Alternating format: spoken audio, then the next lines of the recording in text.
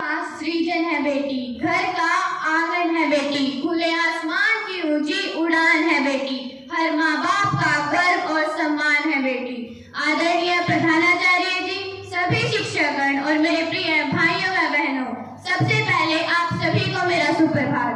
मेरा नाम नेहा शर्मा है, मैं 11वीं कक्षा की छात्रा हूँ। आज मैं आप सभी के समक्ष एपीजे अब्दुल कलाम सदन की प्रतिनिधि के रूप में उपस्थित हूँ।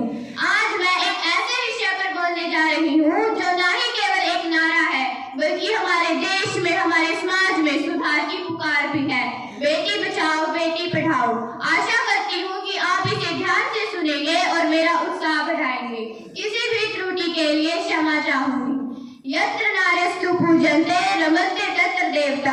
कहा गया है कि जहाँ नारी की पूजा की जाती है, वहीं पर देवता भी निवास करते हैं।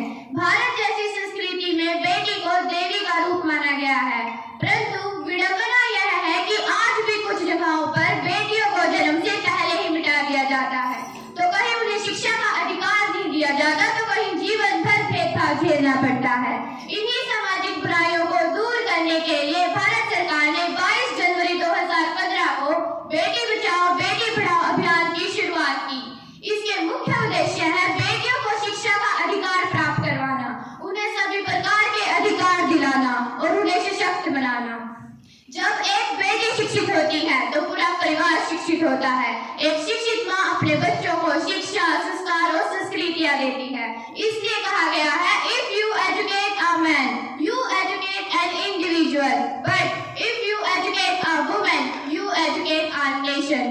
हम सभी जानते हैं कि पहले बेटियों को बोझ समझा जाता था, उन्हें स्कूल नहीं भेजा जाता था, उनकी शादी कम उम्र में करवा दी जाती थी। यह सब अज्ञानता और पुरानी सोच का परिणाम था, परंतु अब समय बदल रहा है। बेटियां हर क्षेत्र में आगे बढ़ रही हैं। अंतरिक्ष में कल्पना चावला, खेल में पीवी सिंधु और राजनीति में इंदिरा गांधी। इन सब ने यह साबित कर दिया कि अगर बेटियों को अवसर मिले तो वह किसी से कम नहीं। शिक्षा वह शक्ति है जो बेटियों को आत्मनिर्भर बनाती है। एक शिक्षित लड़की न केवल अपने जीवन को सुधारती है, बल्कि पूरे समाज को एक नई दिशा देती है।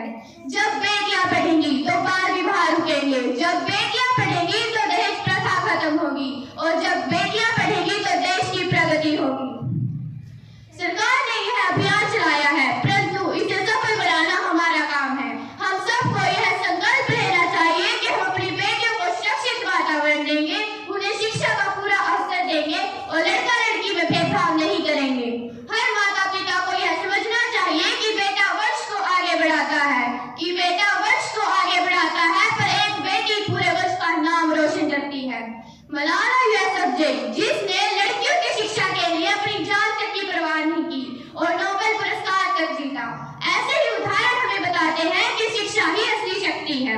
प्रिय साथियों, एक बेटी केवल किसी की संतान नहीं, वह समाज की रोशनी है, भविष्य की आशा है और राष्ट्र की रीढ़ है।